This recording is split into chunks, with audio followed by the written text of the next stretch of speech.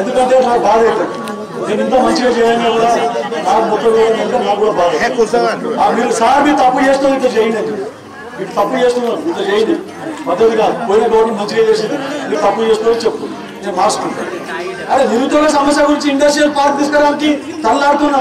4 జాగాలో చూస్తే అంత ఫారెస్ట్ ల్యాండ్ వస్తున్నది. 150 ఎకరాలు కావాలంటే ఎన్నో జాగాలు 4 జాగాలో చూసినా, ఎక్కడ చూసినా ఫారెస్ట్ ల్యాండ్. అడుగు తహసీల్దార్ గారికి, ఏం సార్ ఇక్కడ చూసినా మధ్య ఫారెస్ట్ ల్యాండ్ వస్తున్నది. ఫారెస్ట్ ల్యాండ్ వచ్చి అంత పనులన్నీ అయిపోతున్నాయి. మళ్ళీ వేరే దగ్గర కొందాం, రైతుల దగ్గర తక్కువ ధర దొరుకుతాయని చెప్పి 150 ఎకరాల గురించి తీసుకొని శ్రీధరబాబు గారితో ఇండస్ట్రియల్ పార్క్ పెట్టాలి, పెట్టి నిరుద్యోగ సమస్య తీర్చాలి కొంతైనా కొంత అని నేను ప్రయత్నం చేస్తున్నాను. గత పాలకులు ఏం చేసిండ్రు, ఏడ అగ్గం దొరుకుతుంది, ఏడ అన్నదమ్ముల పంచాయతీ ఉన్నది, ఏడ భూమి ఉన్నది, ఏడ ఎట్లా పెట్టాలి, పోలీసు వాళ్ళు పెట్టాలి, ఎలా కొట్టాలి, పోలీసు వాళ్ళు పెట్టాలి, ఎలా కొట్టాలి, బినామీ పేర్ల మీద రిజిస్ట్రేషన్ చేసుకోవాలి. తెలియదా? రియల్ ఎస్టేట్ దర్దా తప్ప ఇంకేం చేసిండే చెప్పు. నాకు రమణుడు ముఖాండ రమణుడి చెప్పు, తయారు కావాలంటే ఏంటంటే ఛాలెంజ్.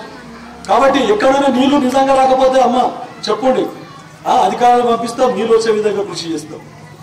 ఇక మిషన్ భగీరథ మీరే తెలుసుకోండి. మిషన్ భగీరథ నీళ్లు ఎన్ని ఇళ్ళకి వస్తున్నాయో లెక్క చూసి నాకు లెక్క చెప్పు. అనంత సాగర్లో ఎన్ని ఇంటింటికి నల్ల ఎన్ని జాగాలు ఉన్నాయో చెప్పు. పొయ్యి ఇంట్లో దింపితే నల్ల వస్తుంది. పద్మదేవేందర్ రెడ్డి 10 లక్షల్లో కిషన్ రెడ్డి సాబ్ చనిపోయినాక చెప్పిపోయింది. అమ్మలు అక్కలు కడవ తీసుకొని ఆడ బయట కనిపించకూడదు, మొత్తం నల్ల దింపగానే పోయింటే నీళ్ళు వస్తాయని చెప్పిపోయింది. నా దగ్గర ఇంకా రికార్డు నాకు కావాలంటే రమ్మని ఏడా ఏ పోయింట నల్ల వస్తుందో, ఏ తల్లి ఏ అక్క కడవ లేకుండా బయటికి పోతున్నదో చెప్పానండి. నేనే ముక్కు నేలకు రాస్తా. అది కాదు మీరు మేము అని విమర్శించుకుంటే కాదు. భూపాల్ రెడ్డి గారు నా మీద ఇప్పటికీ మాజీ శాసనసభ్యులు ఎన్నో విమర్శలు చేస్తున్నారు. ఆడ కమిషన్ తినిపోయాడు, ఈడ కమిషన్ తినిపోయాడు. ఆ భూమిలో రమ్మన్ ఒక్క పైసా ఆడని కమిషన్ తినదుంటే మేము కాదు, ఇప్పటి నుంచి కాదు, మా కిష్టారెడ్డి గారి ఫ్యామిలీ నుంచి ఇప్పటిదాకా నేను జడ్పీటీసీగా చేసిన, ఎంపీపీగా చేసిన, ఎమ్మెల్యేగా చేస్తున్నాను.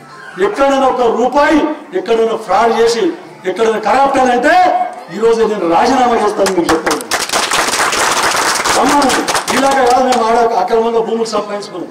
అట్లంటే ఇంకా చాలా సంపాదిస్తుంటాం. కాబట్టి మీరు మేము అని విమర్శ ప్రతి విమర్శ కాదు. నేను ఆయన మీద ఒక్క విమర్శ కూడా చేస్తాను. ఇక్కడ నా మీద ఎన్నైనా విమర్శలు చేసుకోండి. నాకు అభివృద్ధి ముఖ్యం. నా దృష్టితో అభివృద్ధి ఎట్లా 4 ఏళ్ళు ఎట్లా పైసలు తీసుకురావాలి, మంత్రుల దగ్గరికి ఎట్లా పోవాలి, ముఖ్యమంత్రికి ఎట్లా ఒప్పియాలి, ఆ తర్వాత మళ్ళీ మర్చిపోతా. ఈరోజు నాకు ఇంటెలిజెన్స్ వాళ్ళు చెప్పి ఇంతకు ముందు సార్ ఏమేమి పనులు కావాలో ముఖ్యమంత్రి వస్తున్నాడంట, మనకి మేజర్ ఏమేమి పనులు ఉన్నాయంటే ఇప్పుడు గడవలో చెప్తే కాదు, అన్ని ఆలోచించి డీటెయిల్గా చెప్తా. ముఖ్యమంత్రి గారు కూడా మన నియోజకవర్గానికి రానికి రెడీ అయిందంట. నేను అసెంబ్లీ అప్పుడు నేను అడిగితే సంక్రాంతి తర్వాత వస్తా అని చెప్పారు. మరి ఆ రోజు పెద్ద ఎత్తున మీరు రావాల్సి ఉంటుంది. మన నియోజకవర్గానికి కావాల్సిన పనులు మొత్తం ఆ రోజు అడిగి డిమాండ్ చేసి శాంక్షన్ చేసుకుంటారు. భూపాల్ రెడ్డి గత శాసనసభ్యులాగా సీఎం చూస్తే భయపడు, మినిస్టర్ చూస్తే భయపడు కాదు, పోయి కొట్లాడి తెచ్చుకుంటుంది. నాకు దమ్ము ధైర్యం ఉండదని చెప్పే